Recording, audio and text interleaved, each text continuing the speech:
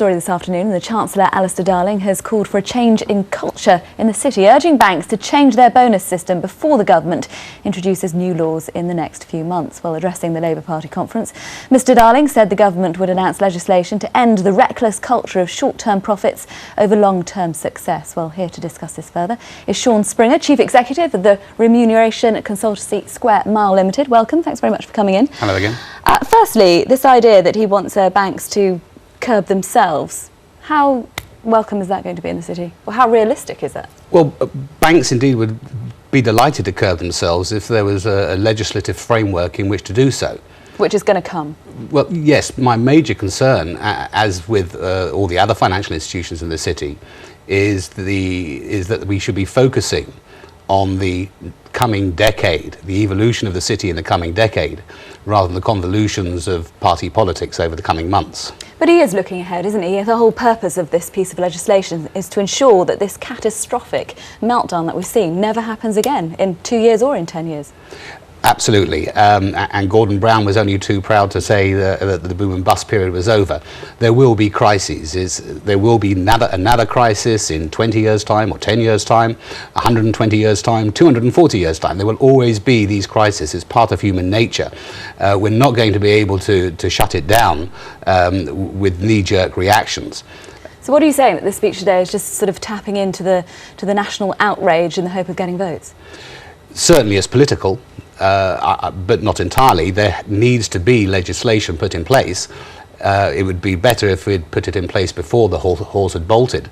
But nevertheless, there isn't a single financial institution that wants to pay guaranteed bonuses, but it has to, in order to compete with the other players who are doing so, not just in this country, but throughout the world. But you say that Sarkozy and other European leaders are much more keen to stamp a cap on bonuses than even Alistair Darling. Indeed they are.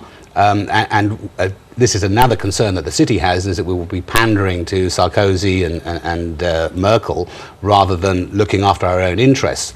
Neither France nor Germany have 25% of their revenue coming from financial services. They don't have 3 million people employed by the city. But that's the whole point, though, isn't it? We can't just look after our own interests. If this whole year has demonstrated everything, it's that everything's linked. It was an international crisis. Absolutely. So anything that is enacted in this country has to be enacted across the G20 spectrum.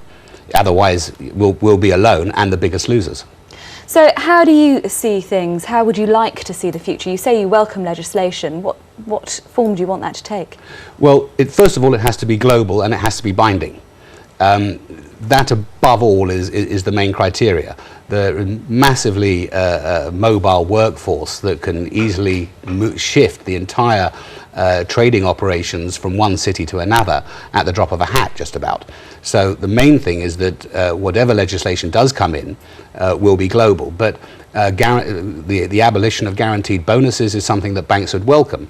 There was never any such thing as automatic bonuses. Bonuses were always paid relative to the wealth created. Back in hindsight, we can say, well, they shouldn't have got the bonus in 2007 because of the losses in 2008. But of course, that is with hindsight. The deferred bonuses, a lot of that is already in place at the moment, and has been since 10 years ago now.